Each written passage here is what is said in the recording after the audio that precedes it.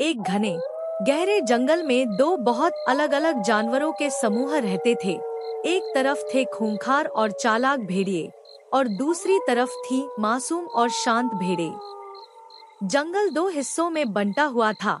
एक बड़ा और ताकतवर हिस्सा भेड़ियों के कब्जे में था, जबकि एक छोटा शांत सा इलाका भेड़ों का था जहां वे मिलजुल कर शांति से रहती थी।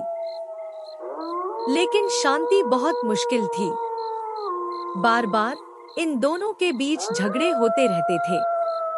भेड़िए ताकतवर थे, इसलिए वे अक्सर भेड़ों को डराते और बिना चेतावनी के हमला कर देते। लेकिन भेड़ों के पास अपने निडर और वफादार कुत्ते थे जो हमेशा उनकी रखवाली करते। जब भी भेड़िए पास आते, कुत्ते जोर से भौंकते और उन्हें भगा देते। भेड़ों को अपने कुत्तों पर पूरा भरोसा था और वे सुरक्षित महसूस करती थी। सालों तक यही तनाव और झगड़े चलते रहे। एक दिन जंगल के कुछ समझदार जानवर जैसे हाथी और उल्लू ने एक बैठक बुलाई। उन्होंने भेड़ियों और भेड़ों से कहा, अब बहुत हो गया, तुम्हें अब शांति से रहना होगा, लड़ाई बंद करो। काफी चर्चा के बाद भेड़ियों ने एक प्रस्ताव रखा। उन्होंने कहा, चलो एक शांति समझौता करते हैं।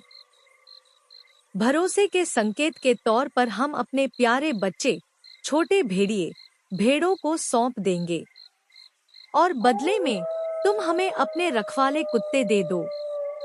भेड़ें पहले तो हिचकिचाईं, लेकिन भेड़ियों ने इतनी मीठी बातें की और इतनी सच्चाई से शांति का वादा किया कि भेड़ों ने मान लिया। फिर आदान प्रदान हुआ। भेड़ों ने अपने वफादार कुत्ते भेड़ियों को सौंप दिए और भेड़ियों ने अपने प्यारे भेड़िए के बच्चे भेड़ों को दे दिए। कुछ समय तक सब शांत लग रहा था, लेकिन थोड़ी ही देर में भेड़िए के बच्चों ने अपनी माँ को याद करके जोर जोर से रोना शुरू कर दिया। उनकी चीखें पूरे जंगल में गूंजने लगी। भेड़ियों ने अपने बच्चों की आवाजें सुनी और वे आग बबूला हो गए। वे दौड़ते हुए भेड़ों के पास आए और चिल्लाए, तुम हमारे बच्चों के साथ क्या कर रही हो? वे क्यों रो रहे हैं? क्या तुम उन्हें तकलीफ दे रही हो? भेड़ें चौंक गई।